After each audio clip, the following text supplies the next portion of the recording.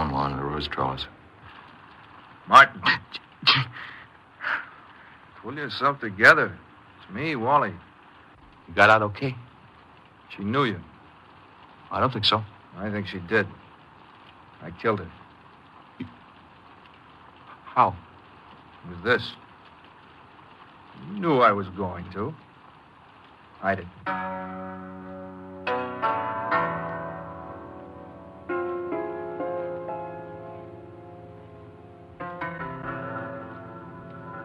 You are listening to Confession.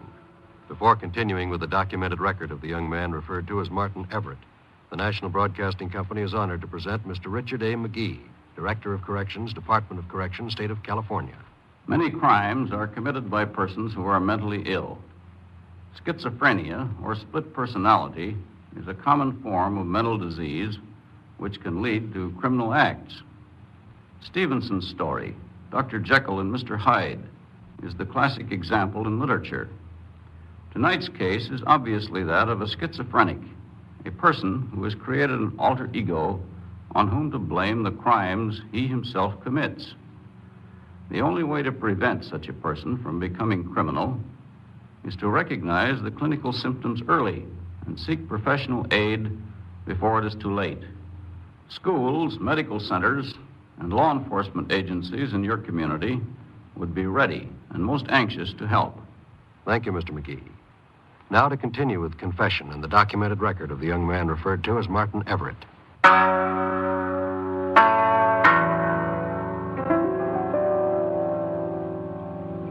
I looked at the knife in his hand. A kitchen knife. It was ours. I knew the nick on the handle. Wally disappeared into the night, and somehow I got up the trellis to my room, put the knife way back in the closet along with the jewels. And then I turned the light on. There was blood all over the front of my shirt. I didn't know how it got there. It was Wally killed her, not me. I kept saying it over and over, but I wasn't sure. I tried to figure out about the blood on my shirt. Blood from the murder Wally committed. I thought of everything I knew about him, the way he came and went and sort of took control of everything, the way he said we were born on the same day, and we were brothers. It frightened me even to think about it. That night I didn't sleep so good. Terrible. Just terrible. What's that, Pop? Now, that girl who was killed last night, she was one of my students. What to say about her? Whoever did it used a knife. Dreadful. The police think it was done by some maniac. But that's crazy. Yeah, to put it mildly. You going to school with me? No, thanks.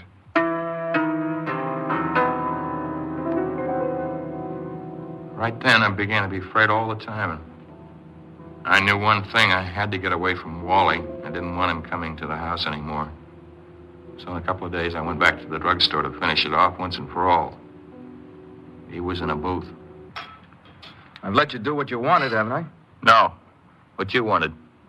You didn't object so hard. Like, what if they connect me up with these things?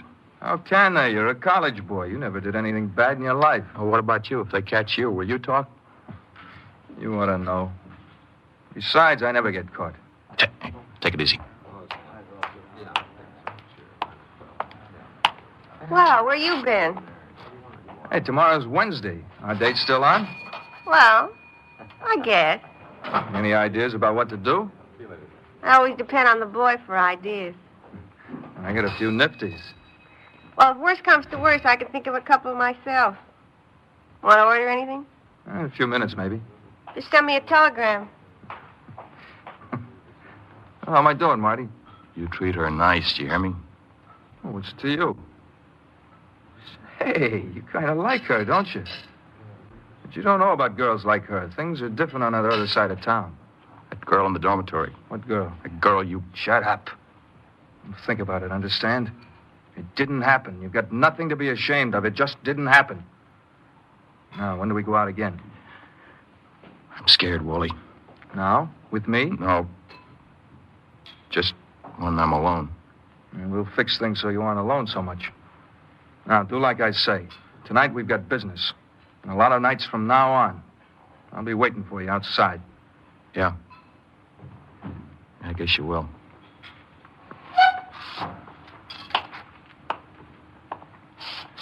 Can I talk to you for a second? You ready to order now, lover? I think you're confusing me with that other fella, Wally. Oh, man of 1,000 moods again. Joan, just don't go out with him. Please. Why? He's dangerous. Well, he better be a little dangerous, or I won't go out with him anymore. Now, don't be late tomorrow. Well, there it was again, a mix-up between me and Wally. It's when I first got the idea that everything was wrong, as wrong as it could be. That night I was at a filling station, I think. Next night, Wally didn't keep his date with Joan. He stood her up, and there was some kind of robbery. I didn't remember real well because I was in a daze most of the time. What was real, Wally or me? I thought maybe there wasn't any Wally. Maybe it was all me or just part of me. Maybe I was crazy and imagined it all. Why would I do a thing like that unless I was a murderer and a thief? Because I wanted to be. Come in. Martin, Yeah, Pop? mind if I sit on the edge of the bed a minute? I'll move over. I've been thinking about you and me. Perhaps, Martin, you're right. We're trying to make something of you that you're not. Yeah, I guess you're disappointed. Yes, I am. What would you like to do? Oh, I'd like to be a sharpshooting student who'd win all kinds of honors for you. I'd like everybody to be proud of me. Well, the last part can still be. Pop, let me have another fling at it. I'll work. I didn't want to work before, but now I do. I want to make something of myself. I don't want to be what I am now. I don't think that's so bad, Martin. You're a fine boy. I'd like to see us get along better. Yeah, we will, Pop. Well, then, try it again if you want. And if you decide to quit, do something else, that's all right with me. That's a deal. I hit the books again, harder. For a month, maybe. I didn't even think about Wally. And then I got restless. At night, I'd toss around my bed and think about Wally and Joan. You know, the waitress. I remembered the way she looked at Wally. I remembered that girl in the dormitory, and the way her shoulders looked in the moonlight. I sure wanted to see that Joan again. Hello, Martin. Wally? It's been a long time. Look, leave me alone. That's easy to say. I'm done with that other business. You want some excitement? Be honest with yourself, Marty. What is it, on or off? You want to get something out of your system or don't you? Please, Wally, nothing bad this time, huh? Nothing real bad. Sure. Nothing bad.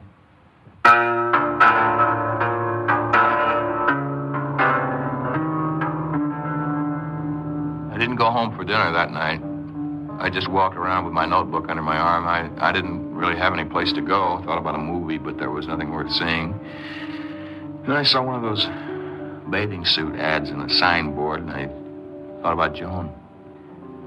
When I got down to the drugstore, she was just leaving for the night. I didn't say anything to her. She didn't see me as usual, so I just followed her. And suddenly Wally was there again, ahead of me on the street, between me and Joan. He was following her, too. She put her key in the door of a slummy little house. That's when Wally stepped forward. Joan. Well, look who's here. Man of many moods. You sure got your nerve. You mad at me? Oh, no. You can stand me up anytime you want. Can I at least come in and explain? Well, I don't want to hear any of your wild stories. Can I, Joan, please? I've just got one room here. Anybody else around? No. People who own the house are away. Can I? Sure. Come on in.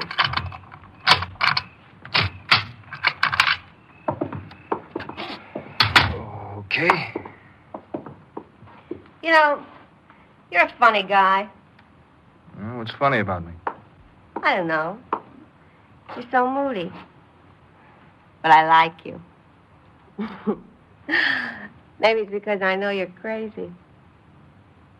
What did you say? You're crazy. You know, you're crazy.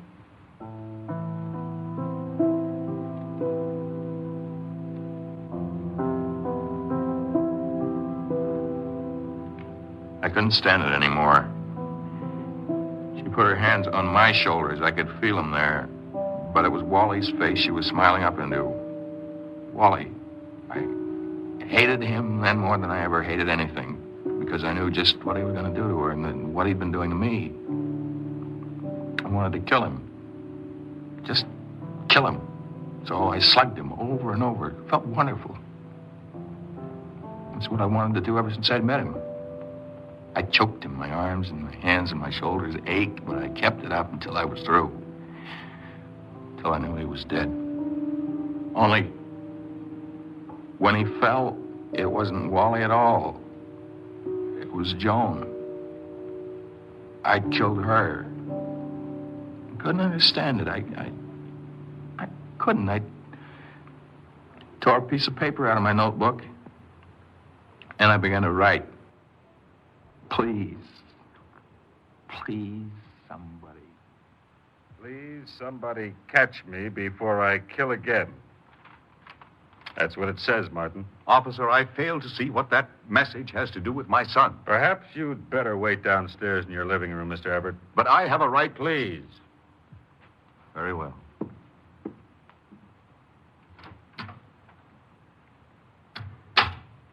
Is this your school notebook, Martin? Where'd you find that? The room of the murdered girl? Anything you want to tell me? Mind if I look through your closet? I'll get the evidence for you. Did you do it? It's hard to say. Wally did some of it. He made me do the rest. Who's Wally? Wally? Well, I'm Wally, of course. I guess.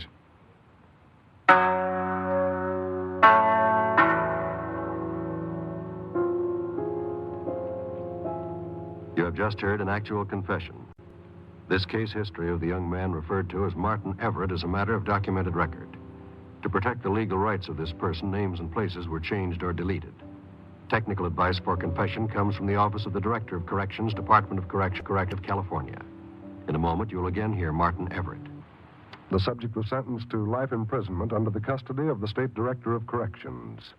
Found to be insane, the subject was placed in the California Medical Facility, Terminal Island, where he has been given extensive psychotherapy and electroshock therapy. Now, Martin Everett. The reason I'm making this broadcast is to try to explain how a terrible thing like that can happen to a person. There's plenty I don't understand about it, although a lot of psychiatrists and doctors have tried to explain it to me, but I know this. Wally was still alive that night after I thought I'd killed him. But now he doesn't bother me anymore. Maybe he's really dead. But I guess the doctors will tell me when he is. And we'll see about me.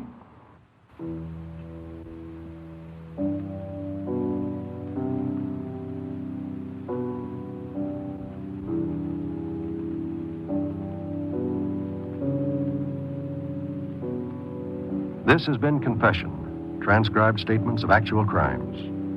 These true tragedies are brought to you each week as an NBC Radio Network production in an effort to stem the nation's forward march of crime. Credit for this broadcast goes to our cast: Paul Frees, Lamont Johnson, Warren Stevens, John McIntyre, Charlotte Lawrence. Writer, Richard Allen Simmons. Music, Michael Samogi. Script supervision, Warren Lewis. Direction, Homer Canfield. John Wall speaking. Confession, a Canfield-Lewis creation, came to you from California.